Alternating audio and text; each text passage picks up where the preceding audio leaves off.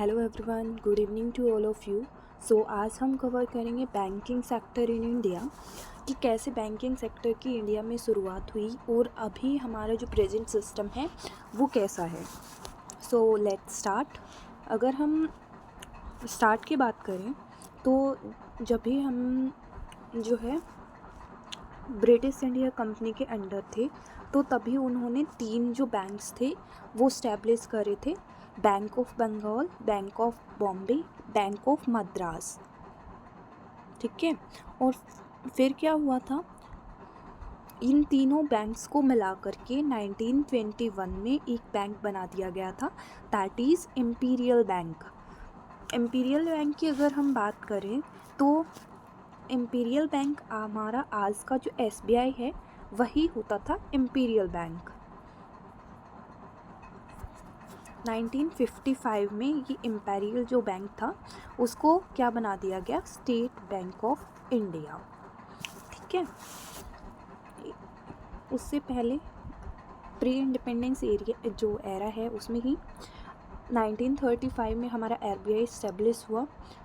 फिर हमें 1969 and 1980s में बैंकों का नेशनलाइजेशन देखने को मिलता है, परंतु फिर भी जो पब्लिक सेक्टर बैंक है उनकी इनएफिशिएंसी की जो समस्या है वो सोल्व नहीं होती है।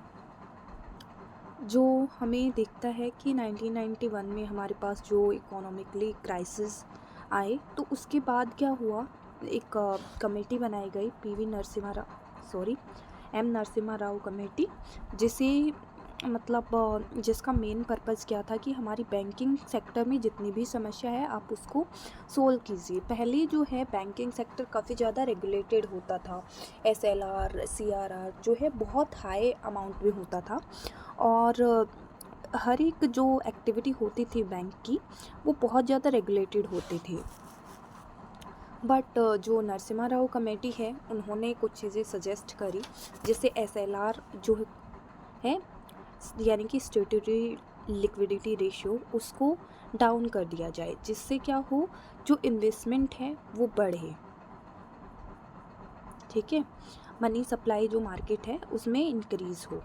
फिर है उन्होंने जो एक और जो रिकमेंडेशन दी थी वो थी असेट रिकंस्ट्रक्शन जो कंपनी है उसको बनाने की, जो कि किसी भी बैंक की जो NPAs हैं, नॉन परफॉर्मिंग एसेट्स हैं, उनके साथ डील करे। इसी रिकमेंडेशन को ध्यान में रखते हुए अभी इंडिया में जो बैड बैंक का कॉन्सेप्ट है वो लाया गया था, जो कि बैंक्स की जो बैड लोन्स हैं उनको जो है रिकवर करता है। तो नेक्स्ट जो कमेटी बनी थी वो थी नरसिम्हा राव कमेटी 2, जिन्होंने जो है फोकस किया था autonomy of the public sector bank और जो ड्यूअल कंट्रोल है RBI और जो हमारी फाइनेंस मिनिस्ट्री है उसको हटाने की बात करी थी नरसिम्हा राव कमेटी 2 ने, जिसमें उन्होंने प्राइमरी जो रेगुलेटर है RBI को ही बनाने की रिकमेंडेशन करी थी। फिर जो उन्होंने एक और रिकमेंडेशन करी थी वो थी कैपिटल एडिक्वेसी नॉर्म्स। ये बेसिकली हमारी बेसिल जो नॉर्म्स हैं वहाँ से आता है। बेसिल नॉर्म्स की अगर बात करें तो ये जो है हमारी जो बैंकिंग है उसको रेगुलेट करने के लिए कुछ नॉर्म्स हैं इंटरनेशनल लेवल पे। तो पहली जो नॉर्म्स थी वो थी 1988 में आई थी, जिसमें उन्होंने मिनिमम जो रिस्क कैपिटल है, हमारी जो वेटेज रिस्क कैपिटल है उसका 8% जो है बैंक को रखने के लिए बोला था, जिससे कि अगर हमारे पास कोई ऐसी अनएंटिसिपेटेड जो कंडीशन आ जाती है तो उसमें हमारा जो रिस्क है वो नॉर्मलाइज हो सके, हमारी जो एसेट्स हैं या हमारे जो लोन्स हैं वो NPAs में कन्वर्ट ना हो। फिर जो है 2013 में नचिकेता मोर की जो अध्यक्षता है उसमें एक कमेटी बनाई गई, जिन्होंने बताया फोकस करा था कि हर एक जो इंडिविजुअल है उसका बैंक अकाउंट होना चाहिए और जो आधार है वो इसमें मेन रोल प्ले करेगा, जिसमें हमें देखने को मिलता है जो आधार लिंक अकाउंट्स हैं वो वाली चीज़। फिर है पीजे नायक कमेटी जो कि 2014 में बनी थी। उन्होंने बेसिकली क्या रिव्यू करा था, जैसे जो भी अपॉइंटमेंट्स बैंक्स में होती है वो कैसे होती हैं, उस वाली चीज़ पे उन्होंने फोकस करा था। तो उन्होंने एक बैंक इन्वेस्टमेंट कंपनी बनाने की रिकमेंडेशन करी थी, जो हमारे बोर्ड ऑफ डायरेक्टर्स हैं उनकी अपॉइंटमेंट और जो पॉलिसी मेकिंग है बैंक्स की उसको जो है सजेस्ट करे।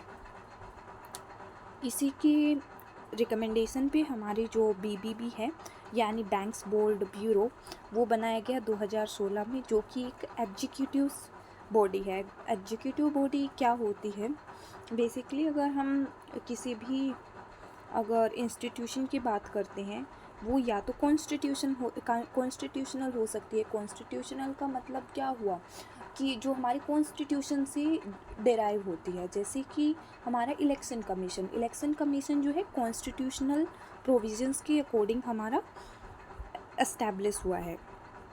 फिर होती है स्टेट्यूटरी बॉडी वो होती है जो किसी लॉ के द्वारा बनती हैं, जैसे कि सेबी है, सेबी एक्ट के द्वारा बनी है। फिर होती है एग्जीक्यूटिव्स बॉडी, जो हमारे एग्जीक्यूटिव्स हैं वो जिसे फॉर्म करते हैं, ठीक है। फिर हमारी जो लेटेस्ट कमेटी है वो है बिमला जलान कमेटी 2019, जिन्होंने ये सजेस्ट करा था कि एक जो बैंक है या आरबीआई है उसको अपना 5 to 6% जो है रिस्क बफर के रूप में रखना चाहिए। फिर नेक्स्ट जो कमेटी है वो है मेलेगाम कमेटी, जो कि 2011 में आई थी, और अर्बन जो कोऑपरेटिव्स है उनकी स्ट्रक्चर और डिज़ाइन से रिलेटेड इन्होंने रिकमेंडेशन दी है। फिर हम बात करते हैं अदर जो बैंक्स हमारे रहे हैं, हमारे बैंकिंग स्ट्रक्चर कैसा है। अब अगर हमारे फाइनेंशियल सिस्टम की बात करते हैं तो उसमें क्या हो सकता है, बैंकिंग इंस्टीट्यूशन है और नॉन बैंकिंग इंस्टीट्यूशन है। बैंकिंग इंस्टीट्यूशन बेसिकली क्या होते हैं, जो कि हमारे जो डिमांड डिपॉजिट्स जो हैं एक्सेप्ट करते हैं और उन्हें चेकेबल फॉर्म में हमें वापस कर देते हैं, मतलब चेक्स को इशू करते हैं। नॉन बैंकिंग फाइनेंशियल इंस्टीट्यूशंस क्या होते हैं, बेसिकली जो कि हमारे जो डिमांड डिपॉजिट्स हैं उनको एक्सेप्ट नहीं करते हैं और वो ना ही कोई भी चेक जो है इशू कर सकते हैं। फिर बात करते हैं अगर बैंक्स की, तो बैंक्स को आगे 2 भागों में डिवाइड करा गया है, commercial bank and cooperative bank. Commercial bank की बात करें तो ये जो है प्रॉफिट ओरिएंटेड बैंक होते हैं, और ये जो बैंक हैं वो 2 भागों में डिवाइड करे गए हैं, schedule bank and non schedule bank. Schedule bank की बात करें तो आरबीआई का जो एक्ट है 1934 वाला, उसमें सेकंड जो शेड्यूल है उसके अंडर अगर कोई बैंक आ रहा है तो उसे बोलेंगे हम शेड्यूल बैंक। अगर उस शेड्यूल के अंदर कोई बैंक नहीं है तो उसे बोलेंगे नॉन शेड्यूल बैंक। फिर इनमें डिफरेंस क्या होता है, शेड्यूल जो बैंक होता है उसमें जो ऑपरेशन होता है बैंक का वो काफ़ी लार्ज स्केल पर होता है, जैसे फॉरेन एक्सचेंज में भी वो डील कर सकते हैं। बट जो नॉन शेड्यूल बैंक होते हैं वो फॉरेन एक्सचेंज में जो है डील नहीं कर सकते हैं, ठीक है। फिर कोऑपरेटिव्स की बात करते हैं, अगर कोऑपरेटिव जो बैंक होता है वो बेसिकली कैसे बनते हैं, जैसे कोऑपरेटिव सोसाइटीज़ होती हैं तो उस तरह से ही बनता है कोऑपरेटिव बैंक, जिससे बहुत सारे जो लोग हैं वो कोऑपरेट करते हैं, मतलब फ़ंड देते हैं। तो उससे एक मान लीजिए 100 करोड़ का जो है फ़ंड इकट्ठा हो गया, तो इसमें अगर किसी को भी सोसाइटी में नीड है तो they can take loan as well. तो अगर कोऑपरेटिव्स की बात करें तो इसको अर्बन एंड रूरल में डिवाइड किया गया है। अर्बन डेफिनेटली जो अर्बन एरियाज़ में काम करता है, रूरल जो कि रूरल एरियाज़ में काम करता है। अब हम बात करते हैं रूरल जो कोऑपरेटिव्स हैं उनकी। रूरल जो कोऑपरेटिव्स हैं अगर उनकी बात करें हम तो क्या होगा, जो रूरल है उनको 2 भागों में डिवाइड किया गया है, short term and long term. Short term की अगर हम बात करें तो स्टेट कोऑपरेटिव जो स्टेट लेवल पर हैं, डिस्ट्रिक्ट कोऑपरेटिव जो डिस्ट्रिक्ट लेवल पर हैं, और पीएसीज जो प्राइमरी एग्रीकल्चरल कमिटीज़ हैं जो कि हमारी प्राइमरी ग्रास रूट लेवल पे काम करती हैं। फिर लॉन्ग रन की अगर हमें लोन की ज़रूरत है तो हम किसके पास जाएंगे, जो state cooperative agricultural and rural development bank है और primary cooperative agricultural and rural development bank है। हम इनमें से किसी को भी मतलब लॉन्ग रन के लिए बोरो कर सकते हैं, ठीक है। फिर नेक्स्ट है जो हमारे शेड्यूल बैंक हैं, उनको भी कुछ पार्ट्स में डिवाइड किया गया है। मतलब शेड्यूल बैंक के कौन से टाइप हो सकते हैं। पहला हो सकता है प्राइवेट सेक्टर बैंक, जिसमें जो मैक्सिमम शेयर है वो प्राइवेट जो सेक्टर है उसका हो। गवर्नमेंट जो है, स्टेट गवर्नमेंट या सेंट्रल जो गवर्नमेंट है, वो 51% जो है शेयर वो होल्ड करती है। प्राइवेट सेक्टर जो कि प्राइवेटली ओन्ड होता है, उसमें जो गवर्नमेंट है उसका शेयर जो है कंपैरिजनली कम होता है या फिर नहीं भी होता है कई बार। फ़ॉरेन बैंक्स की बात करते हैं। फ़ॉरेन बैंक्स वो होते हैं जो एस्टेब्लिश्ड हैं इंडिया में, बट उनका जो ओनर है वो क्या है, एक फ़ॉरेन एंटिटी है। जैसे कोई कंपनी है या कोई फ़ॉरेन बैंक है, अगर वो अपनी ब्रांच जो है इंडिया में इस्टेब्लिश करता है। तो रीजनल रूरल बैंक्स की बात करें तो जो हमारे रीजनल लेवल पे जो भी बैंक्स काम करते हैं उनको बोलते हैं हमारे रीजनल रूरल बैंक्स। इनकी बात करते हैं तो ये भी जो है 1975 में इस्टेब्लिश हुए थे। लेजिस्लेटिव बॉडी है रीजनल रूरल बैंक एक्ट के द्वारा इनको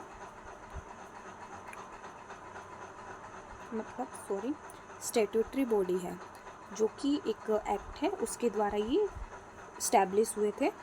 इनकी फंडिंग की अगर बात करते हैं तो सेंट्रल बैंक फंडिंग करता है 50%, 15% जो है फंडिंग करते हैं स्टेट गवर्नमेंट, और 35% जो बैंक की ब्रांच है वो इनको फंड करती है। Okay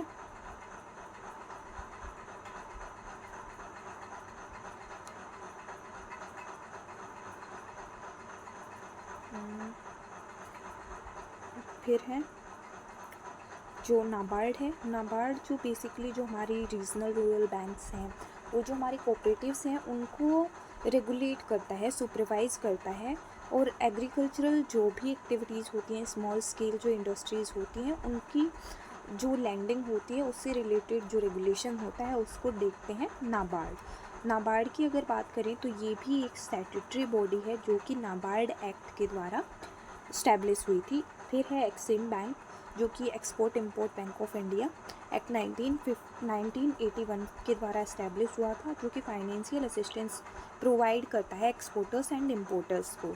next is national housing bank, जो कि 1988 में जो है इस्टेब्लिश हुआ था अंडर NHB एक्ट 1987, जो कि हाउसिंग जो फाइनेंस है उसको प्रमोट करता है, हाउसिंग जो है उसको प्रमोट करता है, हाउसिंग के लिए लोन देता है बेसिकली।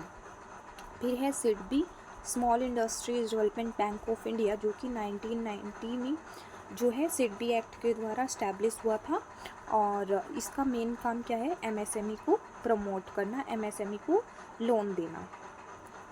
फिर है पेमेंट बैंक्स। पेमेंट बैंक्स की बात करें तो अगस्त 2015 में इनको इस्टेब्लिश किया गया था, और इन पे एक लिमिट है 1 लाख तक का हम डिपॉजिट करवा सकते हैं बेसिकली, और ये किसी भी तरह से लैंड नहीं कर सकते हैं और ना ही ये क्रेडिट कार्ड इशू कर सकते हैं। फिर है स्मॉल फाइनेंस बैंक, जो कि सितंबर 2015 में इस्टेब्लिश किए गए थे, और स्मॉल जो बिजनेस हैं उनको फाइनेंस करने का काम करते हैं हमारे स्मॉल फाइनेंस बैंक। फिर है SEBI.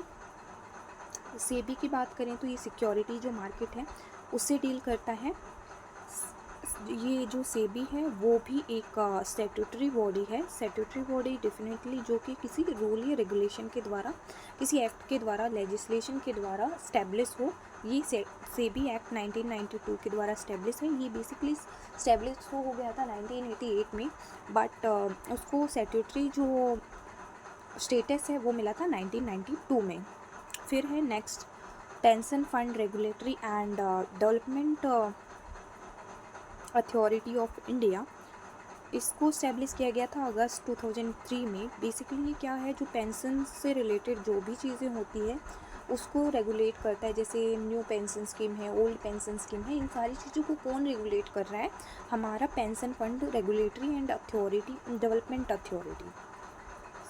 Next is insurance regulator and development authority of India, establish in 1999। ये भी एक स्टैट्यूटरी बॉडी है जो कि IRDA एक्ट 1999 के द्वारा इस्टेब्लिश हुई थी, और इसकी रिकमेंडेशन दी थी मल्होत्रा कमेटी ने। फिर बात करते हैं कि ये जो बैंक्स हैं वो लैंड करते हैं तो वो कैसे करते हैं, कैसे जो रेट ऑफ इंटरेस्ट है वो डिसाइड होता है। बेसिकली यहाँ पर 2 टर्म्स आती हैं, बेस रेट एंड MCLR। जो रेट है वो बेस रेट की अगर बात करें तो ये इंट्रोड्यूस किया गया था 2010 में, जिसमें क्या हुआ था कि बैंक जो है अपना जो इंटरेस्ट रेट है वो कैसे जो है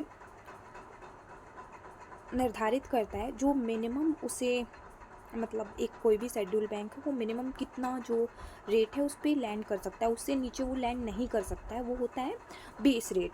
अब ये स्टैब्लिश मतलब ये कैसे हम तय करेंगे कि कितना करेंगे, तो एवरेज कॉस्ट ऑफ जो डिपॉजिट फंड है उसकी average cost plus cost of maintaining SLR and CRR and plus जो हमारा ऑपरेशन कॉस्ट है बैंक की वो, प्लस हमारे रिटर्न्स और प्रॉफिट जो भी हमें चाहिए है, जो भी हमारा टारगेट है। फिर बात करते हैं MCLR की। MCLR जो बेसिकली बाकी सब चीज़ें सेम रहेंगी, बट जो एवरेज कॉस्ट है उसकी जगह हम क्या कर लेंगे, मार्जिनल कॉस्ट ऑफ हमारे डिपॉजिट्स फंड है वो plus cost of maintaining SLR and CRR and operation cost of banks and returns और प्रॉफिट जो भी हमने एंटिसिपेट किया है वो। ठीक है, फिर बात करते हैं कि ये SLR क्या होता है, CRR क्या होता है। बेसिकली ये दोनों जो है एक मॉनेटरी पॉलिसी के टूल है। SLR की बात करें स्टैट्यूटरी लिक्विडिटी रेशियो की, तो ये वो रेशियो है जो जो भी हमारे पास एसेट्स होते हैं उनका कुछ परसेंट है अपने पास रखना होता है, तो वो होता है SLR। और CRR क्या होता है, कैश रिजर्व रेशियो, वो पार्ट जो बैंक्स को RBI के पास रखना होता है। SLR की बात करें तो इसमें जो है government securities, gold, silver, currency आते हैं। ठीक है, तो ये थे हमारी बैंकिंग की कुछ इंस्टीट्यूशंस जो हमारी एग्ज़ाम्स के लिए काफ़ी इंपॉर्टेंट होते हैं। डायरेक्टली मैच द कॉलम्स हमें देखने को मिलते हैं कि कौन सा जो बैंक है कब इस्टेब्लिश हुआ था, और कई बार जो है क्रोनोलॉजिकल ऑर्डर में भी लगाने के लिए आ जाते हैं। तो hope this is clear from my side. Hope आप सभी को समझ आया होगा। अगर आप सबको समझ आए तो प्लीज़ लाइक कीजिएगा and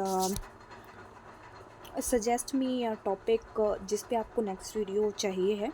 thank you so much.